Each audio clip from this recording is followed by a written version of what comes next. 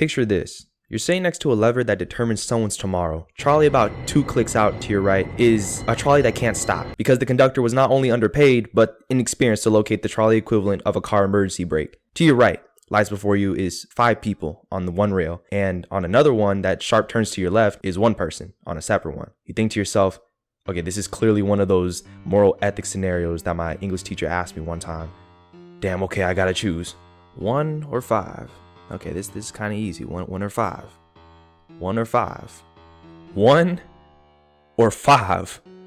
1 or 5. 1 or 5. By the way, you can follow along and answer the questions in the comments if you want. I want to see your guys' moral compass on this one. It's going to be kind of interesting. I don't mean to like downplay the situation, but it feels very simple every time someone asks me this question. Because every time anyone is talking about this and there's like a conversation revolving around it, it always goes, well, what if the one person is a brain surgeon and the other 5 sympathize with that one guy with a silly mustache in the 40s? Or what if that one person does OnlyFans and the 5 help out at like local homeless pantries? Duh. What are the 5? Like, what are you like?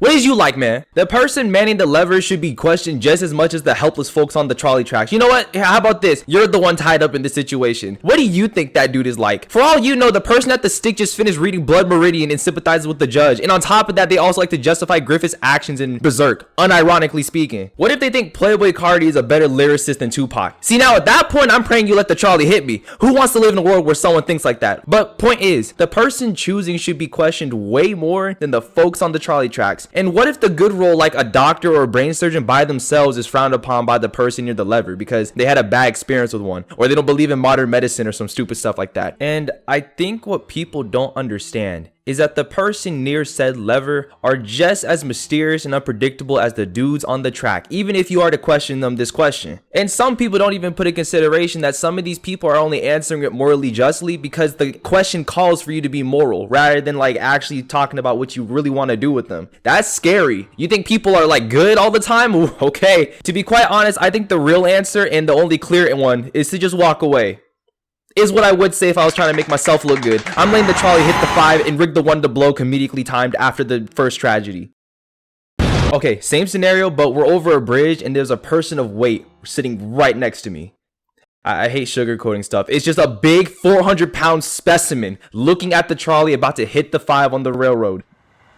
Man, if you don't get down there and do what's right. Okay, see, for this one, I have a criteria. So if they're really leaning in and they just look very invested, like popcorn in one hand, crusty phone in the other to post on Instagram, I will cartoonishly bump brother or sister into the tracks. I do not discriminate either. You can be big, malnourished, perfectly proportionate, or just disabled. If I sense you enjoying this a little bit too much, I'm gonna make it look like you Geronimo'd in front of the trolley. But either way, though, I don't think 400 pounds is gonna stop a trolley anyway. I mean, it's already going like 30 to... I don't know how fast it would be going if you couldn't hit a brake. Wait, hold on. Let me see. 50 miles an hour approximately. I don't think anyone at that size is going to stop a trolley. At that point, it's really just murder to the 2nd degree. I'm just going to say how it is. Whoever thought of this question, you gotta do some more research, man. Okay, so like I found some like other ones on the interweb, and by the interweb I mean BuzzFeed. I know I'm just as shocked as you. The last time I heard of these dudes was when Memeless was curb stomping them a couple years back. But anyway, Tracy has some questions for the people to ask. So one of them being this. So to summarize, you're the best man / maid at your best friend's wedding, and you have undeniable proof that their son to be spouse is getting down with the other best man / maid. What do? Tell your friend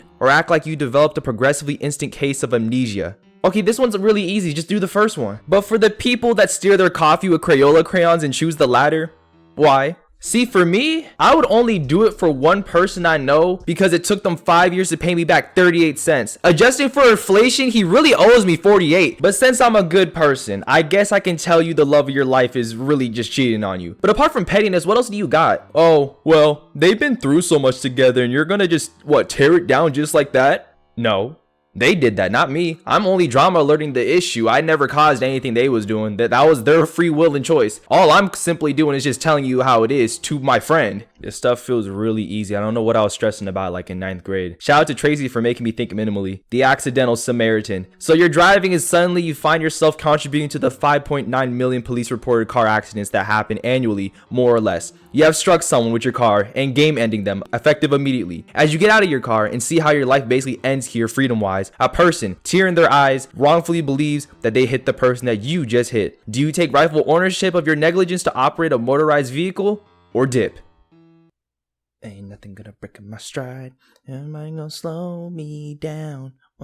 Okay, first, Tracy, if the person thinks that someone with their car, without noticing that their car isn't even damaged initially, and mine has a major dent in it, by the way, it's hard to miss, at that point, it feels like natural selection. Y'all think I'm sinister for saying this, but I think a lot of people don't want their butthole to be stretched in prison because they dropped some suave on the floor. But realistically speaking, and assuming there's no camera anywhere, if I was to run and the lady takes my place of imprisonment, they'll probably just find me 30 to 40 years later after they found some inclusive evidence that suggests that she didn't even hit the pedestrian. But if anything, I really just gave her some really deep character development, so I'm still in the clear if you ask me. Okay, last one and I'm done. You're a doctor and you have 6 gravely ill patients who need an organ transplant, but there's no organs left in the hospital, which is a strong indicator that whoever's in charge of inventory is going to be shown the doors very soon. However, you disregard that because this scenario is about morality instead of reality. 6 patients, they all need organs, but you notice that the 6th patient will game end if not given a certain medicine, and they're also an organ donor. What do you get them? I don't think you heard my question. No, I heard crystal clear, but still, get them. Firstly, from an outsider that hears about this, sacrificing one person to rejuvenate 5 others is kind of off-putting. But to shareholders and hospitals alike that care about quotas to keep the lights on, they'll probably choose that option of forsaking that one. And don't worry if you're feeling weak to the bone about it, allow the healthcare system to do something about that. Let's just assume you work at United Health. The problem just kind of fixes itself, don't it? Actually, I think there was a case recently where someone needed asthma meds, but Walgreens just shot up the price of the meds to $500 after it was like 50 bucks. And the boy passed. Assuming this is taking place in America, that one person is getting hoed one way or another. And besides, I'll be held as a hero in my lunch circle for curing 5 people, leaving some minor details out about how my company and my knowledge of how the system worked systematically got someone killed, and boom, I'm a hero. Alright, children and adults alike, what did we learn today? Well, the best way to beat these is to just not be there in the first place. Oh, but what about being there via circumstance? Alright then, well, can't lose a game if I wasn't playing to begin with. Or just outright don't have any morals, then these sort of questions won't really bother you. But I don't know, what do you guys think? Oh yeah, by the way, I have a Patreon. You guys can watch these videos like a couple days early and everything if you subscribe and whatnot. So, you know, check that out if you want. Okay, peace.